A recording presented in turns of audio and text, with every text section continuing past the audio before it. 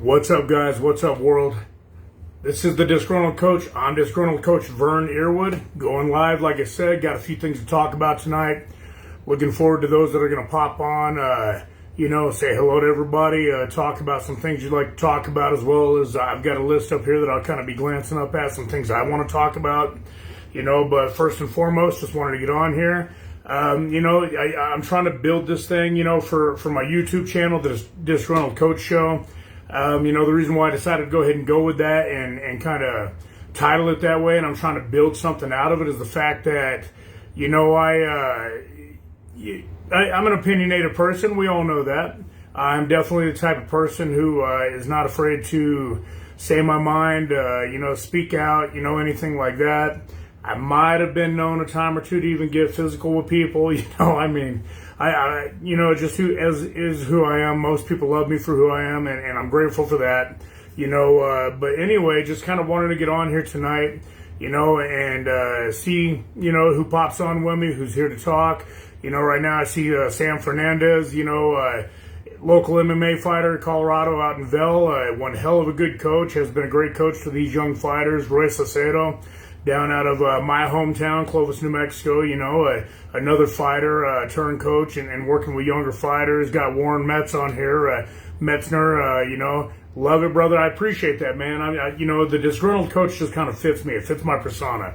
I'm old, I'm grumpy, I've been hit in the face a few times, I've hit a few people in life, very opinionated, and really don't give a fuck, at the end of the day. So it's like I love, just kind of being able to give back to the community, but I'm absolutely 100% going to do it through, how I perceive to do it. It's like a lot of people out there want to be PG. A lot of people out there fall into the category of being censored or censorship or canceled or anything. If you can cancel me or censor me, good fucking luck, because I don't care. I really don't. I don't care about how people feel about me. Got Andrew Hathaway on here, the Hog, Hammer of God, himself. He's got a few nicknames out there. I used to call him the Rhino also, and some other stuff. And he's got a Twitch live stream. I think it's Ice Punch. If that serves me right, Andrew, you can correct me. If that's right or not. That might work out, Andrew. Hopefully you guys can hear me well enough right now. I actually ordered a microphone that's supposed to be showing up. It just hadn't got here yet. So, if you guys can't hear me well, say something so I can speak up.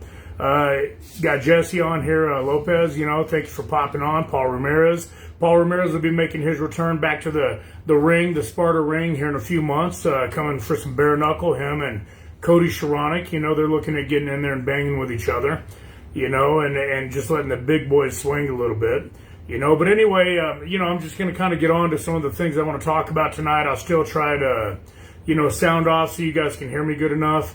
But some things that I want to talk about this week, going into this hour, and I'll still try to say hello to those that, pop on here as we go. But, I want to talk about Sparta, number one. Everybody's known for the last couple of years anyway, about 2.5 years. I've worked my way into Director of Fight Operations, been the lead matchmaker for about 3 years. I've been absolutely blessed, fortunate, to be put in the position I have. I'll tell you, I've earned it every fucking step of the way, but that's because we got a great team around us, and we all push and thrive off of one another. And everybody's seen what Sparta's done over the last few years. We've absolutely grown. We're going to continue to grow. We got a lot of big things coming up, coming down the pipe. Starting with Sparta, April 18th, Sparta Fight Night 20. Stand and Bang. I wanted to give everybody a little bit of clarity on what happened with the MMA card. We had a great, solid MMA card for night number 2, April 19th. Unfortunately, a slew of injuries seriously hit, and without a number of fights, we just don't want to put on a bad event for the fighters, for the fans, for the future of the sport. So we decided to go ahead and pull the MMA card and move it to May 31st. Excuse me, that'll take place, up in Greeley at the Island Grove. That's going to be an absolute banger card that includes, everything. MMA, boxing, kickboxing, got a bare knuckle fight on there, some Muay Thai. We're just going to kind of continue to do that and grow. And Sparta's got some huge things coming down the line. Be looking for me to get on those social medias and talk about what's going on there. This is not the Sparta show. This is the Disgruntled Coach show. Exactly who I am. Cisco, what's up, my brother? Thank you for hopping on here tonight. yeah, so, being that disgruntled coach, we're going to move on from the Sparta stuff. I just wanted to give a quick shout out, and I want to talk about not really all of last night's fights, the UFC fights that took place last night, but one specific fight, man, one specific fighter based here out of Colorado, here out of Denver. Drew Dober, what a fucking warrior, man. I mean, this guy has the most knockouts in lightweight history in the UFC. He's always the guy to call, to go to say, hey, man, we got to fight for you. And he jumps on it every opportunity. But last night, it wasn't his night. It was an unfortunate night for, Drew. And it's like nobody who's a huge fan loves to see that. Nobody who is a huge fight fan in general, an MMA fan, anything like that, wants to see, the way that fight went down. In the first round, he got caught. But the thing is, it's like whenever he dropped, he's holding on to a single leg. And, I mean, it was just brutal. His opponent knew he still had him hurt, immediately followed with hammer fists to the side of the head, to the temple. 15 unanswered shots. Drew was out. And the unfortunate thing is, you got referees like Mike Beltran, who's been in the UFC for a long time, guys. He's been in the community for a long time, mixed martial arts, and martial arts for a long time as a competitor whenever he was younger as a referee. And, the horrible thing is, as a referee with so much experience, is how do you let a fight like that go on for so long? That's just absolutely atrocious, is the fact that he allowed, 15 unanswered shots without Drew improving his position. He wasn't looking to come up the leg. He wasn't looking for the takedown. He wasn't looking for an ankle pick. He wasn't looking for anything else. He was just holding on to a leg. And that was a very noticeable sign from any angle that you looked at. The backside, the most of the cameras caught whenever Drew was down. And, it's just horrible, to watch any fighter take so many unanswered shots and the referee not step in and stop the fight. He didn't have his hand up. He wasn't blocking some of the punches. There was nothing but just straight shots to the skull, man. And I just hate to see that for Drew. So we wish you well, man. I wish you well, the disgruntled coach. Hope you're healing up. I know you popped up whenever your mind kind of came back to it. You were ready to rock and roll. You thought the fight was still on. You were trying to re-engage, just to find out that the fight was done. It hadn't been called, But it's just, again, very unfortunate. Got my brother Casey on here. Got Sam had a great question. What's the chances of Lethway in the future? Coincidentally, Sparta is the only promotion in the United States that has had a Lethway event. And we did that up in Wyoming a few years ago. Sam, that's something we're absolutely working towards getting approved here in Colorado. I was on the phone with Tony Cummins, our director of the commission the other day. And we discussed a lot of things about a lot of rule changes, a lot of different, opportunities for all fighters, amateur and pro, coming down the pipeline, and to change some of the spectrum in combat sports here in terms of what we can offer, what we can do, and the rule sets that will be behind those. So I hope that helps answer that question. I think I said hello to my brother Casey O'Day on here. If I didn't, hello. Casey got me going again, whenever I was, pretty big again and out of shape. Now I'm feeling pretty good. I'm getting all this strength back, but he got me on the right track, cutting weight, dropping it down before I got with my meal prep guy, before my last two fights. Got Naja on here. Hi, Naja. I love you to death. You're such a sweetheart. And, I hope everything's going good for you guys over there in the gym and for your team and for AMAG. Got Matt Dabbs on here. Matt, what's up, my brother? I hope things are well. Miss Arlene Sanchez, one of the best coaches down in New Mexico out of the Albuquerque area. Love having fit NHB up here and everybody that Arlene works with, the fighters, the boxers, kickboxing, MMA. I mean, it's just absolutely amazing. Got Oscar on here, one of my old students, but now I love to see everything that you're doing in your life. Back in the military, I believe in the Air Force. You send me a message that you're stationed out in Missouri now. I absolutely need to come see you. Believe me, nothing goes unnoticed. I don't forget. I just don't always respond right away, with everything I got going on. But yeah,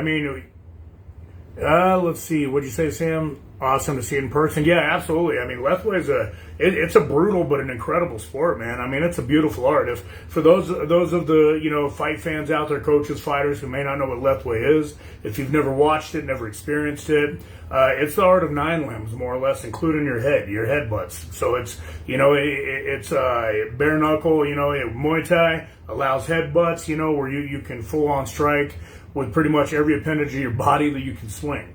You got punches, knees, elbows, your kicks, your feet, and then of course you got headbutts, so I mean, it's something that, we're looking to bring to Colorado, so we're looking to do that. But back to my list over here, why I've got some of you guys on here, I just want to say a quick hello to the names I've seen. We were talking about Drew a moment ago, and no fighter ever wants to go down like that. No fighter ever wants to be in a bad position like that. But every fighter, absolutely every fighter, regardless of how hurt you are, you're going to muscle memory is going to kick in. It's even going to kick into the brain, and it's going to think that we're still in a good position to go ahead and fight back, even when the fight is stopped. It brings me back to my fight 3 weeks ago. With Big Fabio out there in Vegas, Stadium Salazar. Amazing fight. I've had a lot of talks with a lot of people since that fight, over my broken orbital, my microfracture orbital, over the cut. And for anybody out there, it's like, guys, as a fighter, your job is to communicate with your corners, communicate with your coaches whenever you're going back and they're asking you, hey, what is going on? That doesn't mean that it's always a question or even an answer that's privy, necessarily to the officials. But whenever you talk and talk too loud sometimes, which I'm known to do once in a while. Keith, what's up, my brother? Happy to see you on here. I hope things are going well. You and I need to connect again, real fast, or not real fast, I just need to connect. Max, got Mad Max on here. Remy, love seeing you on here. Things are going well. I'll try and say hi as I go, but I'll get back to my talking points. And I was talking about my fight, and this is exactly what transpired after the first round. Was everybody watching the fight could clearly see that I was not rattled. I wasn't hurt. I wasn't wobbled. I didn't stumble. I kept the pressure the entire fight. With about 25 seconds left, I took a good shot that cut me. It wasn't even a hard punch that hurt me, but it was a shot that cut me. You saw the blood all over my face, and after that, Fabian did an amazing job, kept his composure. He followed up, landed a wicked straight left hand, and that's what fractured the orbital. So as I'm walking back in between rounds, I'm telling my lead corner, Julian Vigil, who has a lot of experience. The guy's been in boxing as long as I have, if not longer. Great cut man, great corner man, knows absolutely what he's doing. And he asked, hey, how are you? And I said, I felt a crunch in the orbital, but I should be good to go. But I think he might have broken my orbital. At that time, the referee was walking over, asking the same thing. How was my eye? And, I just kind of repeated what I said to my corner man. But I didn't, in no way, ever said, hey, I wanted a stoppage. We didn't want to continue. We didn't want to fight. The doc, who is one of the best docs in the absolute business, he didn't even check me out personally. He, kind of walked over, looked around my corner man, and had a conversation with the ref, and they called the fight. They said that it was a corner stoppage. The corner asked for it. The corner did not ask for it. My corner didn't ask for it. I didn't ask for it personally. I did mention, hey, I feel something, but I absolutely could have continued. But it is what it is. That is fighting, guys. That's what brings me back to what I'm saying about Drew Dober. Is, he's a tough dude. Everybody knows that. Like I said, holds the record for the most knockouts in lightweight history in the UFC. The most world-renowned mixed martial arts organization in the world. And you're going to give somebody like that enough time to try and recoup, and continue to fight. But I definitely feel like Mike Beltran went a little overboard on the time that he allowed Drew to fight back, because Drew wasn't fighting back. The moment he hooked that leg, was holding on to that bottom portion of the leg. Like I said, he didn't look for an ankle pick. He wasn't looking to do anything else. He was just kind of flat on his face, but hugging a leg. And it was a very late stoppage. It was a good stoppage whenever it happened, but a very late stoppage, because that put, such an amazing fighter that's been a part of the UFC for so long and fought, the best guys in the world. It put him in serious position to be really injured bad. So I mean, I think the UFC has to look into that stuff. They have to, kind of talk and work with the referees, because anybody that's watched fights, it doesn't matter if you're on the regional level, it doesn't matter if it's the world's largest organization, it's like referees aren't going to get everything right, but we don't know, as the common people don't know what type of reprimand takes place behind the scenes, what type of re-education or relearning takes place behind the scenes. Whenever there is a bad stoppage, some of the best referees in history, John McCarthy, Herb Dean, some of these guys have had bad stoppages, and that's because either their view was obscured, they didn't have a great vision to what was taking place. So it's like, that's in no way, a reason to say, hey, Mike Beltran, you get a pass. Because, no, there's no passes like that when you're risking a fighter's, potential life, really. But, I mean, something needs to happen there, But again, Drew, we wish you a speedy recovery, man. We hope you get back to it quick. Let's see who else we got on here. Popped on Cody Shronik, the mountain man himself. Paul Ramirez was on here a little bit ago. He might still be on here. Talking about you guys are going to scrap it out in bare knuckle in July. Got Mr. Anel Dudo, longtime friend, former athlete. I kind of gave him and his brother, their first shot in the gym. Amazing guys. Not first shot, really. They kind of joined up at Child's Play, and then we all kind of moved together with AFA. And, long story short, they both really excelled and did well. Not only as athletes and fighters, but, now, businessmen. And it's like, Anel, I love seeing your direction, man. I'm proud of you for somebody that's known you since you were 18. And, I'm really excited for you and your future, man. So keep up the good work. Got Mr. Scott James McHugh on here, all the way from the other side of the pond there. Scott, thank you for jumping on here. I'm glad Ashley Dean kind of connected us a little bit back whenever he come out and fought, here bare knuckle. We may have an opportunity to bring him back in July. So that's something that I talked with him or messaged with him about a little bit today, and looking to do that. Got Hunter Timmerman on here, the head hunter.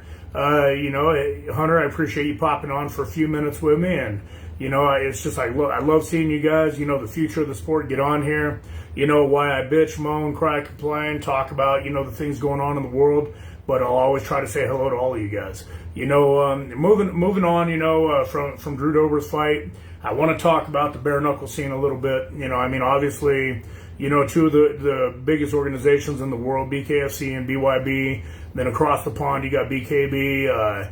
Eligio Sena, my brother from my hometown, Clovis, New Mexico, runs the best boxing down there in eastern New Mexico, western Texas. And Eligio, I look forward to seeing you in May, my friend. I'm going to be down there. I'm excited for your show, and I'm just happy to see what you're doing with Clovis Boxing, bringing it back like whenever we were kids. Mr. Brian Marinick on here. I appreciate your support and hopping on, and always love seeing, us older fighters. I'm going to get to talking about that in a little bit as well, and getting on there. But yeah, back to bare knuckle boxing, it's growing so fast. It's kind of in a prime position, kind of like where the UFC was whenever it was coming on as an organization for mixed martial arts. Between about 1992 to, 2002, 2003, whenever they started to come out with The Ultimate Fighter. And, before it really started to kind of blow up and grow. And bare knuckle fighting right now, man, it is fire. It is taken off. Everybody wants to be a part of it. Amateur fighters want to be a part of it. They've got great fights going on, overseas, with the BKB. Great fights going on over here. The BYB, same organization, just kind of different spectrums. The BKFC traveling, throughout the nation, abroad. Sparta, we're now offering it. We know a lot of other regional promotions throughout the country are beginning to offer it. I believe one up in Nebraska, the Violence League, with Andrew Summers. They're getting ready to offer Calculated Violence, the head coach there, and it's something that's taken off. And my brother Casey O'Day threw out a name that everybody in the world knows is LT Smash. Laurenti, that man is just, he's a madman. And, have you seen him? If you haven't seen him fight, you need to watch that man fight, because you're talking about a guy that absolutely digs down. He's gritty. He's tough. You can hit that guy with a sledgehammer and he's going to keep coming.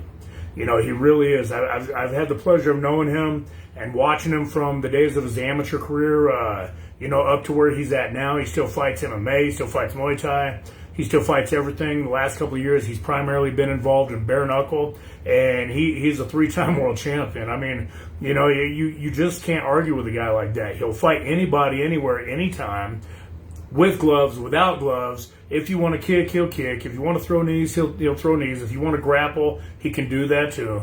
You know, I mean, the guy's just an absolute monster. He's a badass, you know, and we love seeing him. Got Mr. Austin Jones popping on for a few minutes. Austin, we've been in contact with your manager. We look forward to, you know, getting you back with Sparta at some point. You know, we'll be out in contact soon. If you don't know who Austin Jones is, another high-level pro here out of Colorado, fighting a lot between Colorado and Nebraska, and somebody who's really made his mark in the mixed martial arts scene as well. Mr. Robbie Boyd, thank you for hopping on here. My brother Nate the Saint San Nicholas, you know, love seeing you get on here for a few minutes. And again, you know, earlier Andrew Hathaway pointed out, you know, maybe some of my sound, I hope everybody can hear me well enough. I got better lighting coming, I got mics coming, I got different stuff, because I'm going to keep growing the Disgruntl'd show. But yeah, back to bare knuckle. You know, I'm not afraid to jump out there, say hi to some people. Maybe it'll lose interest, maybe people will pop on, pop off.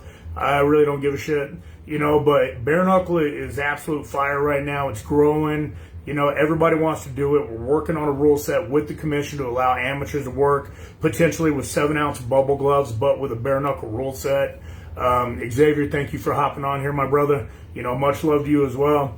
You know, but there's a lot of things coming down the line. Sparta is going to host its first bare knuckle, all bare knuckle card July 26th. I still see the Mountain Man on here, Cody. He'll be on there against Paul Ramirez again. You know, we got some other people, some homegrown talent here in Colorado that'll be back. Myself, unfortunately, I will not be back. I'm sticking to my guns right now about retirement. You know, but I'm going to continue to grow everything I can, every spectrum I can. My YouTube channel, The Disgruntled Coach, what we're talking about tonight, everything else, you know, that I'm working on. You know, for Sparta as the director of operations and matchmaking, still working with select fighters here and there. You know, I am not a full-time coach anymore, guys. I'm not looking to get back into a gym and coach for hours on end. You know, I'm just not doing it. It's not where I'm at right now. It's not what I want to do. It's not where my head's at. But bare knuckle, I am going to be looking to offer some coaching there. I'm going to be looking to work with some fighters there. If you want to get in some of that work, reach out to me. The MMA scene, I love it to death. I'm going to continue to offer you guys great opportunities. Boxing, kickboxing, Muay Thai, I'm going to make sure everybody's got a fair opportunity. Bare knuckle, that's kind of where my heart's at right now. I mean, I love all of it, but, you know, that's the only thing I'm kind of really working towards, you know, trying to help a lot of people. But if you reach out to me and you don't have direction, you don't know which way to go, you don't know what gym to get into, I'm going to help you out. I'm going to put you in the right direction, point you in the right direction, make sure that we can get you into a gym. That way, whenever you do compete for Sparta or any of the other promotions out there, you know, regardless of what level you're at, you're getting adequate training, adequate opportunity, and you know that you're going into a fair fight and you're not being blindsided. You know, that's the worst thing in the fight game is, you know, there's a lot of sandbagging going on. There's a lot of, you know, fighters that have a lot more experience that you'll never know about. Your coaches probably won't know about, you know, and unfortunately that's part of the game, and that's a part of the game that will always be around. You know, it takes people that have been in this game a long time, a lot of years, you know, to kind of get where we have in terms of knowledge, experience. You know, myself kind of heading up all the matchmaking and directing for Sparta, it's because, you know, I've been doing this for a long time, so that I'm not just putting two names on a piece of paper and then saying, hey, looks like a fair fight to me.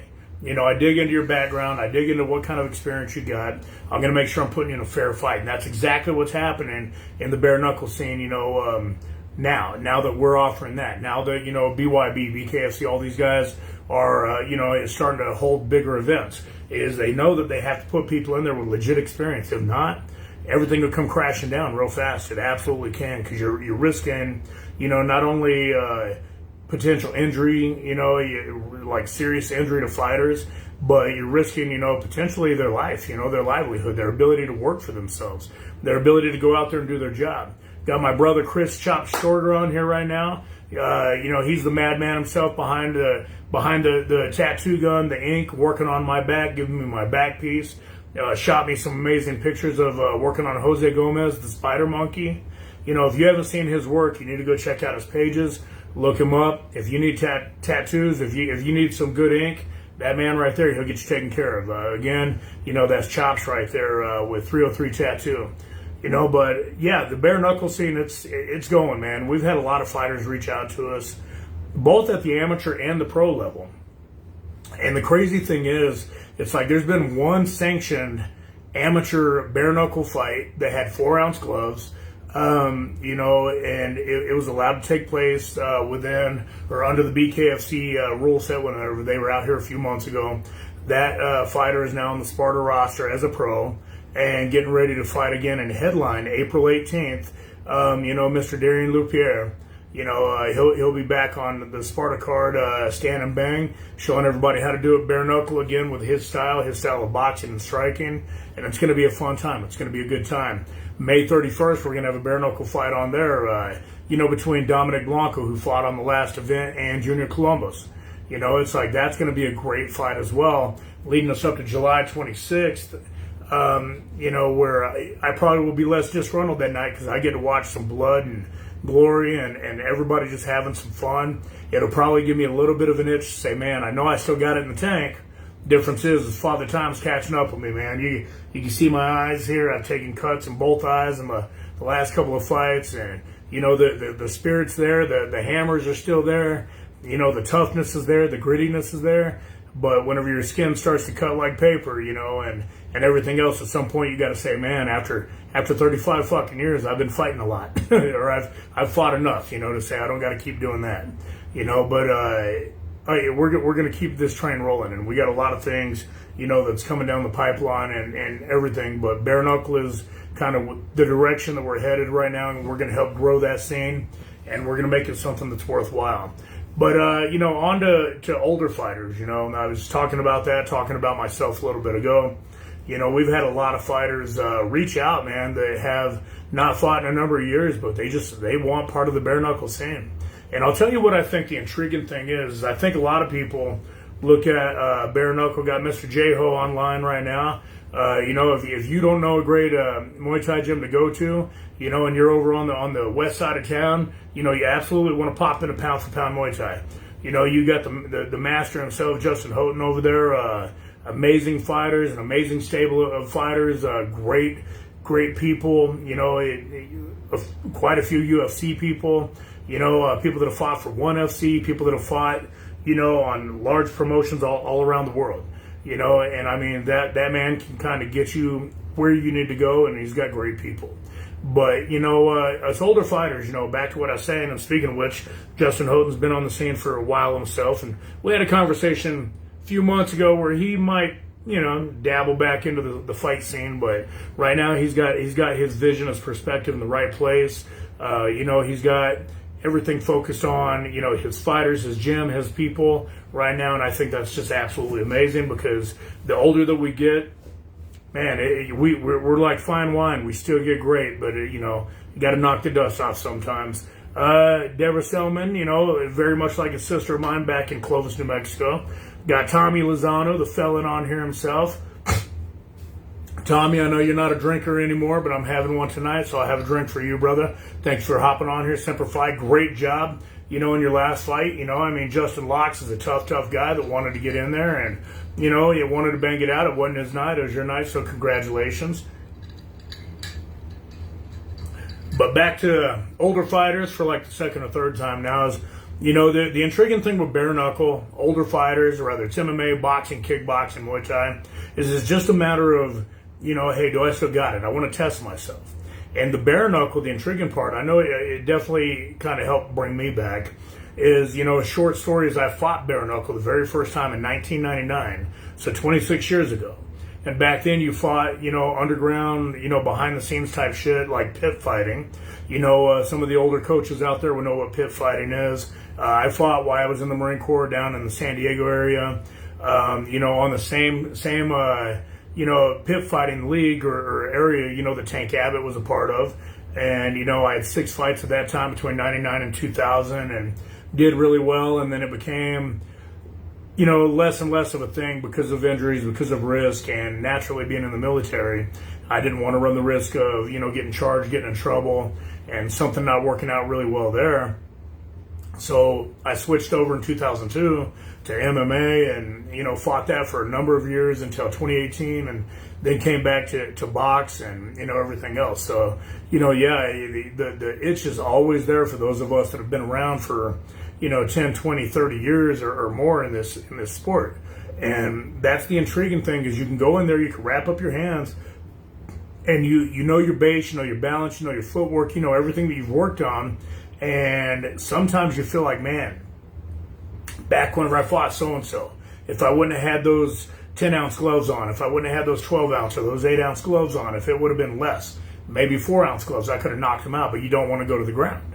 You know, you don't want to kick. You don't want to take damage to the legs.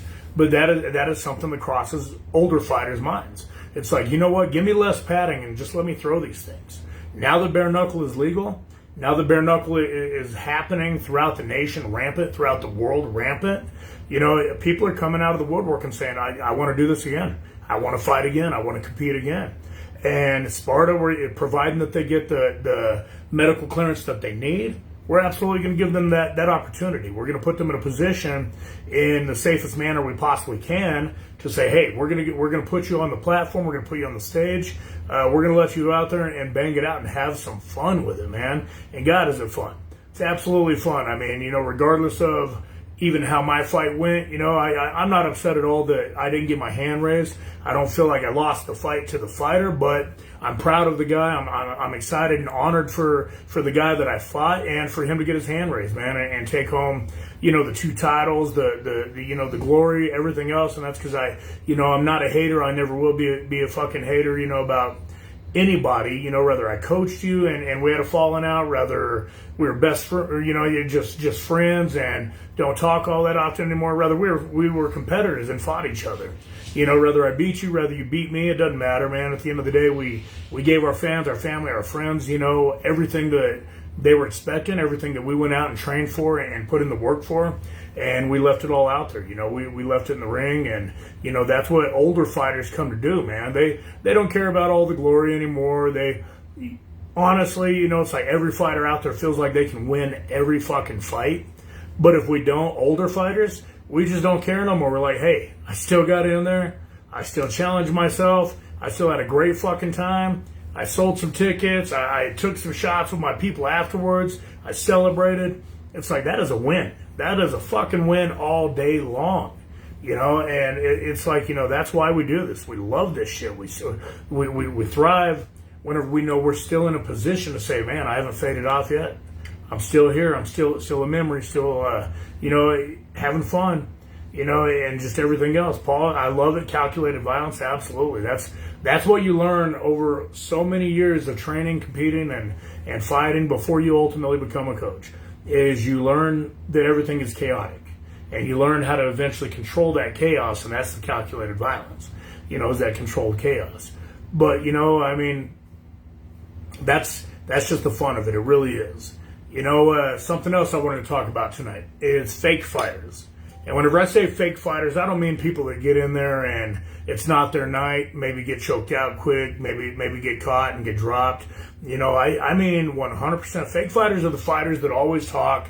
You know, everybody sees the keyboard warriors, the thumb guys, you know, that's always out there trying to terrorize, you know, and troll and everything else.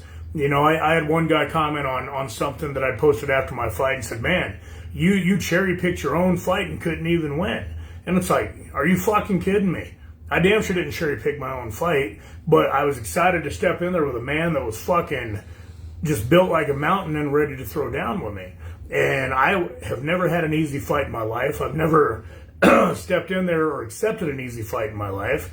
You know, and I've won a fuckload more fights than I've ever lost, but that's just because I trained hard and I put in the work.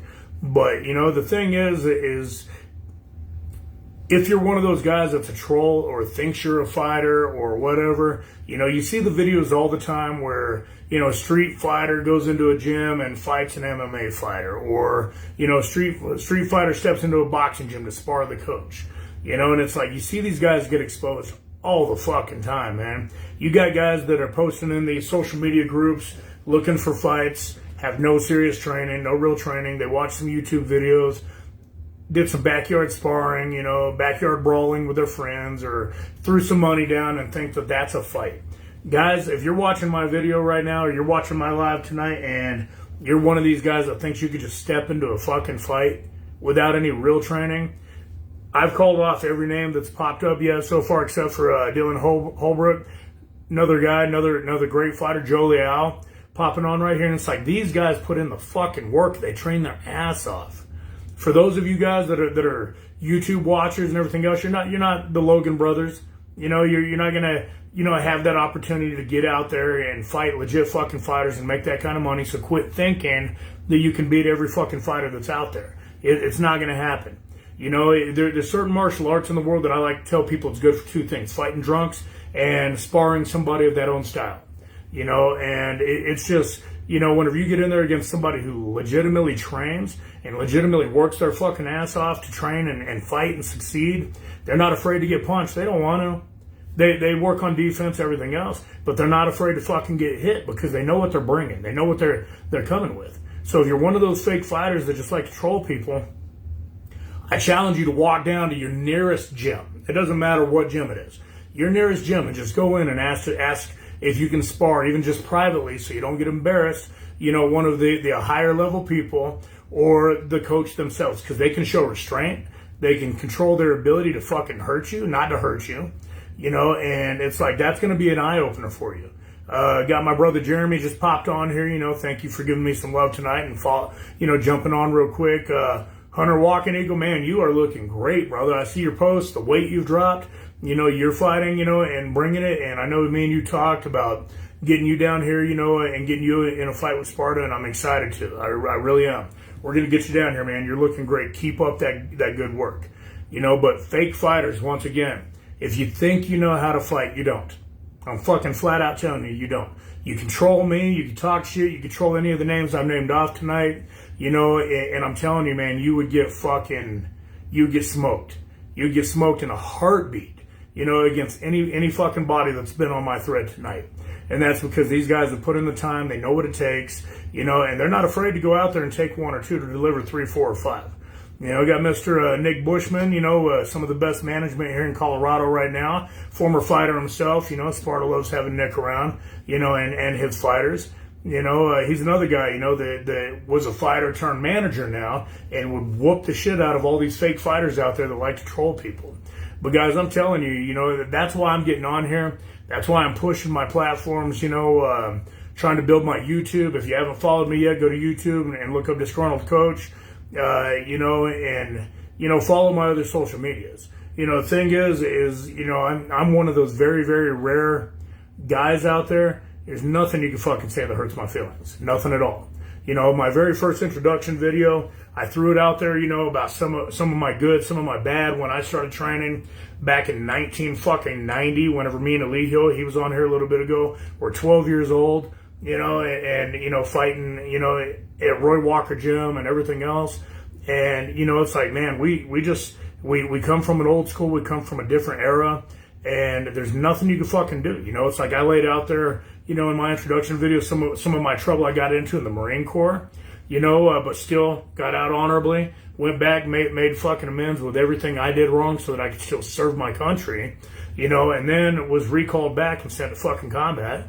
You know, and it's like so many people are just naysayers, haters, oh, you didn't do that, whatever. It's like, man, I don't got a fucking thing to prove to anybody in the world, but, you know, those that want to know, you can look my shit up. Everything's public record these days. You know, we got Coach Bobby Atencio on here, Robert Atencio, you know, Coach, love you to death, man. Thank you for hopping on here tonight and giving me some love by joining us. But we've so far talked about, you know, Sparta, some events coming up, you know, even though this is a Sparta show tonight. Talked about, you know, that horrendous fucking bad call last night by, you know, referee Mike Beltran, you know, in the Drew Dober fight. Some bare knuckle, you know, coming down the pipe, not only for the promotion I work with right now, but just how rampant and how much fire it is right now in the world. Us older fighters, just the itch that we never really fucking lose, how hungry we are. Got the man himself, Miguel Garcia, on here right now. I loved all the commentary the other day, a little ankle biter, you know, but that's great shit, man. But again, another fucking real fighter for all you fake fighters out there that like to troll, that would fuck you up. It's like this little dude would go ape shit on you.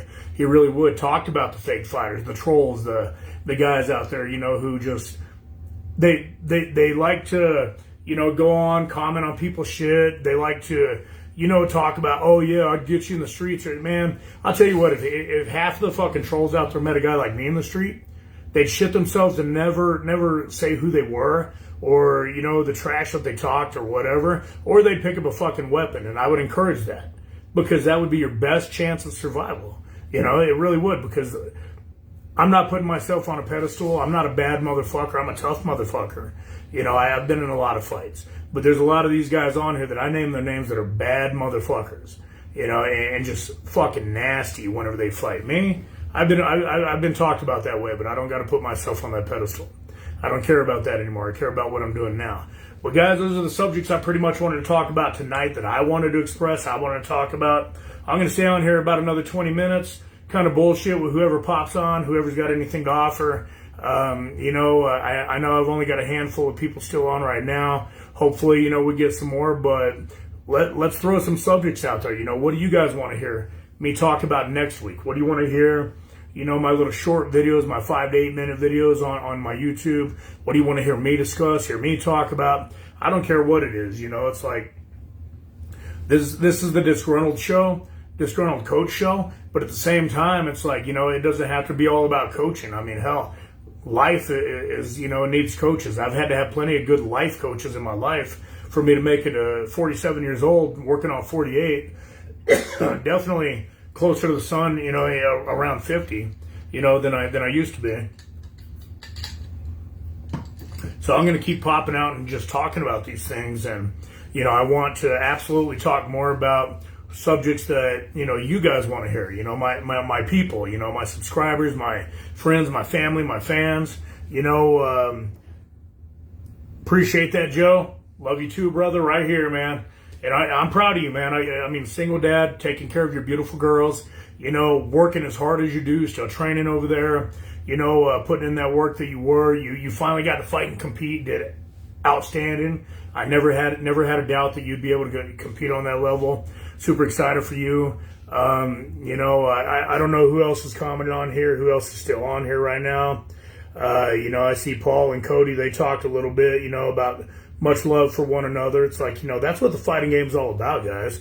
The fighting game's about, you put in the fucking work, you go out there, you train hard, and the best fucking man or woman's going to win. Speaking of man or woman, that'll bring me to a subject I'll talk about. I was on a podcast, I think last year. It might have even been the year before. And I had the host of the podcast, a gentleman by the name of Sam, said, Vern, you do all this stuff for Sparta, you're a matchmaker, everything else. Said, would you ever consider letting a transgender fight in the league? And I said, look, this is the truth, okay? This is my truth. I don't give a fuck if I hurt feelings out there, but there's two genders, guys. There's boys, there's girls, and if you're crossing over to be one or the other, well, you'll fight somebody that has the same plumbing. Absolutely it. And the same natural plumbing, and that's the only fucking way that I'll do it, or ever have something like that on Sparta. And that's because there's been past fighters, Fallon Fox, everything else that has been in there, that had changed genders, gender reassignment, whatever, fighting, people they shouldn't have been fighting. And some serious injuries, taking place and everything else. So it's like, for Sparta, absolutely not. I don't care what you were potentially born as. If you want to fight as a different sex or anything like that within our organization, then we'll wait until somebody that has a similar reassignment or life adjustment to be able to match you up with. Because outside of that, it's just not going to happen. Men fight men, women fight women. That's it. That's fucking absolutely it. Let's see, got Hayden on here. Hayden, man, great fucking debut. Great fight for us, man. We were so excited for that. I was almost going to offer a fight today, for you. Reached out to Coach Mike Sway, but you guys cross-trained with one of the other gyms, and that's what I asked him. Like, hey, do you guys work with this gym? Didn't want to offer a fight that doesn't make sense, and that's because that doesn't give you guys a fair opportunity to grow. Excuse me, having a drink, so it's going to come up a little bit. See, Miguel, what'd you say? You said you were offered a fight with the trans before COVID. No way. You don't believe men should fight women. Hey, man, brother. I got 6 blood sisters. 6 blood sisters, 1 brother, and then 4 stepsisters on his side of the family. I got 10 fucking sisters, believe it or not. And I love every one of them. I don't, talk to all of them. I don't see eye to eye with many of them, but I love them all. And, it's like if a man wanted to fight them openly and I was close enough by, big brother or big little brother to many of them would come around, and I was never raised that way. I don't care how hardcore a woman is. It never puts a man in a position to say, hey, I'll punch you back. Sparring, absolutely. It's a different world. You're going to spar with female fighters. They understand what they're doing. You understand what you're doing. But I'm talking about a legit fight. Let's try to hurt each other. Yeah, never going to happen. Not in Sparta. Paul says, what's up with the bare knuckle tournament? Multiple fights in one night. Paul, that's something that I'm working on, man. It's not so much multiple fights. The thing with the bare knuckle tournament, only bare knuckle, is there'd be way too many cuts in the first round of the fights to where you could potentially maybe not go on. Naturally, like we saw in my fight was stopped after 1 round because of a pretty decent cut, over the eyelid, and everything else. And it's like, that's not something that is real feasible. But a tournament that we have talked about is, an all striking tournament that ends with the main event being bare knuckle. Starting out like, maybe 2-minute rounds, for boxing, or maybe even starting it out, it's like I've got some ideas there where maybe some boxing, maybe some different stuff, but we're going to figure out, kind of how to incorporate that. Maybe tough man rules and then boxing, or something, just kind of see how we grow into that to make that final championship fight bare knuckle. That might be something that I would come back out of retirement for also, because I would come out of retirement for a charity event, charity boxing bout, big money fight, or even potentially something like that, because that'd be a lot of fun. Just to go out there and bang it out again, but that would be worth it. But hopefully that answers your question there.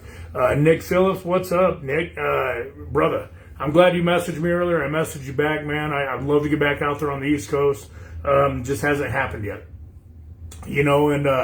Truth is, it's like out there in Myrtle Beach where you and I know each other from, we're looking at buying a second home potentially out there, so that might happen. Casey, thank you for hanging out with me tonight, man. Have a blessed night. Thank you so much.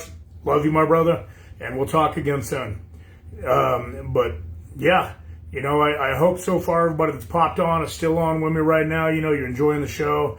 I got Mr. J.R. Gordon, one of the longest tenured, standing pillars of not only the community, the fighting community here, but of Sparta itself. Has never missed a local show, always been right there ringside and cage side to call the action, has done write-ups, has done interviews. That man has done absolutely everything.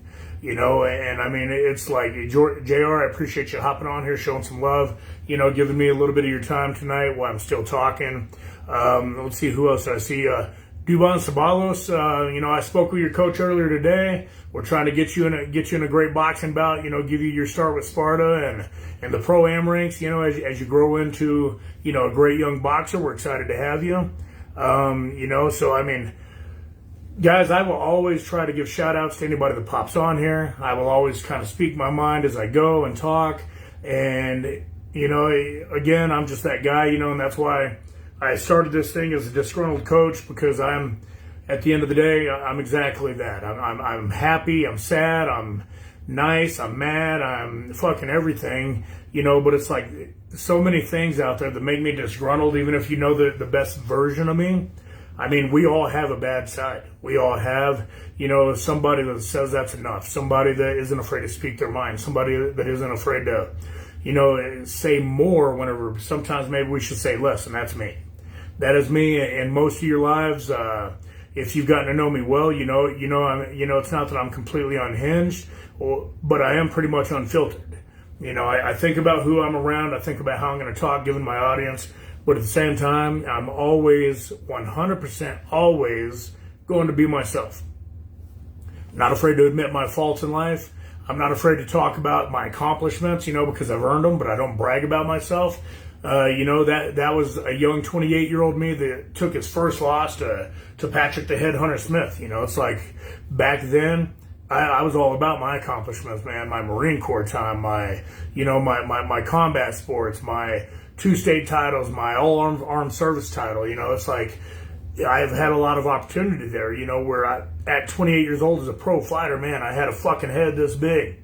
I used to tell my fighters whenever I coached, my head was so big at one point, I was so arrogant, so egotistical, I had to turn sideways to go through a fucking door, to get in the gym. And of course that's a metaphor, but at the same time, that's how I was. I really was. I felt like my shit didn't stink. I felt like, man, I'm the best out there. And I got humbled hard. I got humbled fast, by Pat Smith, whenever he got cut from the UFC back in, I believe it was 2005. I'm not positive, a long time ago, about 20 years ago. Yeah, Nick, we'll talk again soon, brother. Have a good night, man. Thank you for getting on here. And yeah, I'll keep you in the loop about stuff, man. And yeah, I'll always be unfiltered, my guy. I always will be. Yeah, Cody, you told me that you were there the night that I fought Pat. And, the funny thing is, I had it stuck in my head, don't stand and trade with this world-class kickboxer, karate, high-level karate black belt, everything else. And it's like, Pat, he was a dangerous dude, and rest in peace, Pat, great guy. He had his demons, we all do, and he definitely went, from this world, I think a little too early in life. But, yeah, we got to know each other really well after that fight. He was training with Team Chingasos out of Santa Fe at the time, Santa Fe, New Mexico. I had just quit a couple of months before that training at Jackson's out of Albuquerque, moved back home to Clovis and was training in my own gym, doing my own thing. And got the call, on 2 weeks' notice. And I'm thinking, I'm 28 years old, Pat's 40. I'm like, man, I'm going to go out and I'm going to beat this fucking old dude. That's my shot to the UFC. Did not happen that way. Arrogant, riding an undefeated streak back then, and stepped in thinking I was going to beat this guy easy. And man, he brought me a fight. He was tough as nails. I had it stuck in my head, get this guy to the ground. Why I had that thought is beyond me. That's not my style. It's not how I fight. But I shot in. Cody, if you remember the fight, I shot in on him, almost immediately, and he threw a wicked fucking knee that landed right in my forehead, stood me back up, and I shook it off, with this big old cinder block for a head. Shook that knee off and, just kind of kept fighting. And then I started pressing him with my strikes, with my punches. And I put him in the cage and, was rocking his shit. But the fight was happening so fast, it was too big for me at that time for me to recognize where I had him hurt. And, his head coach at the time, Bam Bam, out of Santa Fe, got my brother Eric Grant on here, man. I love seeing you come back to the fight game, seeing the successes you've had in life. And we look forward to seeing you back on the scene. But I had him hurt up against the cage, had his knees, a little bit shaky. And again, I decided to change levels, try to shoot, and get a single leg, and he threw a perfect time knee, and landed it right in the chest. And man, I thought he broke my fucking chest. I really did. Saw a flash of white, lost my air. It took me a moment to recover. And he even asked me after the fight, he said, man, did that knee, hurt you? And I said, hell yeah, I thought I was dying for a minute. And he said, I would have never known. He said, you came right back up, you clenched me, started throwing elbows. And he said, I didn't know it. But it's like where my real downfall was is finally I still had it stuck in my head, get this guy to the ground at all costs. So I hooked his shoulder, had the back of his neck, and I jumped guard to pull him down. Worst fucking mistake of my life. That guy followed me. He came down hard, with a big punch, opened me up. Blood ran from the cheek to the ear, started coming out. Ref stepped in, stopped the fight. Again, I think that was 2005, maybe 2006. But it wasn't my night, and it was humbling, and it taught me a lot. Got my brother Chris Holland on here, Chris the Hammer Holland, man. We talk sometime. We still need to talk about, what we talked about. Even though I recently officially retired from fighting, I'm still happy to come back for a charity event, a charity match, and we'll have some good times. But, another great veteran, not only in combat sports, martial arts, and mixed martial arts, but, Air Force veteran as well. And I'm just, I've been blessed to be in this fucking game for a long time, guys. I've been blessed to meet so many of you guys, so many people out there that send me random messages on occasion that I've never talked to before a day in my life, asking advice, asking questions. Hey, what would I do about this? And I'm always going to give an answer. It may not be immediate. I may not see the message immediately. but I'm always going to get back to you and always going to try and respond. For fighters looking for fights, I'm usually going to say, hey, where are you training? Who's your fucking coach? Because I'd rather talk to your coach. It's not a disrespect to you guys as a fighter. It's, if anything, respect for your gym and your coach and for their time, because they invest a lot of time into you. So if I talk to you directly or, we have that type of rapport where I can offer you a fight, I know you're always going to go talk to your coach first. I don't expect you to get back to me and say, hey, I'll take it. Talk to your coaches, man. If not, tell me who your coaches are because I'll talk with your coaches. I would rather do that anyway. Coming up through this, it's like that's part of the reason why I also started this show, the Disgruntl'd Coach, is because, man, this is a dirty fucking business. You get drugged through the mud, you get drugged through the dirt. You don't get the right opportunities as often as you think you should, or I guess I can't even say as often as I think you should, or you think you should, but really the right opportunities if you're not a local person fighting for your own local promotion. It's like most promotions look to bring in, stepping stones for their local guys. And that's just the God's honest truth. We don't look to do that. We look to offer everybody a fair opportunity, but this business is dirty. I've talked to a lot of fighters recently, a former UFC veteran or UFC fighter, veteran UFC fighter, Braxton Smith, explaining to him how dirty this fucking business is. Talked to a lot of the other, coaches, or not coaches, but fighters locally and said, man, make sure you're communicating good with your coaches. You can always reach out and ask me a question. I'm always going to have an answer for you, whether it's right or wrong, but I'm probably going to, send you towards your coach or your manager if you're really itching or looking for a fight, because that's the right way to do it. Because they know what they're looking for to make sure that you're not being, cheated out of a real opportunity. Me, I'm never going to cheat anybody out of a real opportunity or a fair opportunity anyway, because I've been there. I've been down that road. I've fortunately, done better for myself than really end up in a bad spot. But it's like, you're not always treated fairly with money. You're not always treated fairly with travel, with, lodging, anything like that, especially as an amateur. You're not always treated fairly with opportunity because, like I said earlier in the show, a lot of sandbagging goes on that nobody ever wants to talk about because, honestly, like, promotions are afraid to fucking talk about it because they think they'll lose, opportunities for good fighters. Matchmakers don't want to tell you if they're sandbagging against you or not, or if their gyms are the coaches. They're going to make up bullshit and excuses and everything else. Me, I don't care. I'm going to be transparent as fuck and be open and honest because it's the only way that you know that you're growing within the right sport or growing within the right promotion that's going to put you in those positions. Hunter, I got you on here. You said, what if you're an independent fighter like Aaron and myself?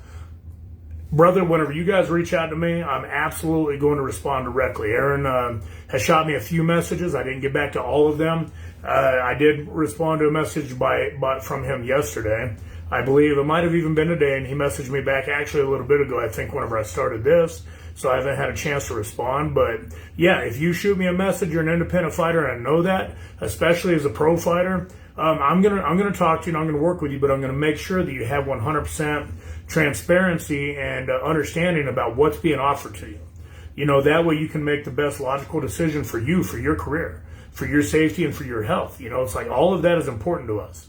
It's important to us as a promotion. It's important to me personally as not only a now retired fighter, former coach, longtime guy that's been in this fucking game, and I've worn every hat you can think of.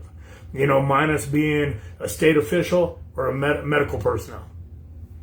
I've been the promoter, I've been the matchmaker, I've, been the guy that ran up into the ring or the cage to clean the blood. I have absolutely fucking done it all. And I always will. And it's like being that fighter who didn't always have good communication or didn't always have, people that really had my back. It's like, man, I'm gonna do the best fucking thing I can to safeguard all of you fighters out there and make sure that you are being treated to and approached and talked to in the right manner whenever it comes to us, or what I can offer. But again, not this part of the show, even though I keep going back and talking about some of those things, but that's only because I've competed for Sparta for so long. I was the, fortunately, nominated and voted for, military, fighter of the decade between 2010, 2020. Hell, I've had a lot of fights, even since then, kind of coming back. And, in the last couple of shows and just everything else, so I'll be aiming for that again in another 5 years, whenever we're doing another military fighter of the decade. Don't know that I'll get it. There's a lot of great young studs on the scene, and a lot of people are fighting often and making their mark, because we've been blessed with a roster of tough guys, man, that put in the fucking work and absolutely earn it every day. And got Mr. Adam Beeson on here, great wrestling coach, very amazing guy in the community here in Colorado, and does a lot of great things, has worked with Sparta in the past, and, we've communicated a lot in the past, but yeah, Paul, thank you for hanging out with me for the hour, man, and listening to my spill and chiming in, asking your questions. I'm always here for you, brother. We'll connect soon, talk about, the gym over there, everything else, but have a great night, my friend, and we'll talk to you soon, all right? But right now, guys, I'm going to go ahead and wrap this up. I've been on for about an hour. If you got any questions, comments, concerns, shoot them on this video still. Feel free to shoot me a message. I love hearing from you guys. I'll be right back on Tuesday night posting my YouTube videos. I'll be sharing some more short videos of some of the coaching, the drills I used to teach my guys, techniques, different stuff. Maybe I'll get on a bag or work mitts or do something with somebody to kind of do it, live or whatever. But we'll go from there, guys. But everybody have a great night. Thank you for hopping on. Mr. Vern Ironwing getting on here now. Long time buddy as well, but I'm finishing up. But hope you guys all have a good night, guys. Again, I'm the Disgruntled Coach, Coach Vern Earwood, and I'll talk to you next week.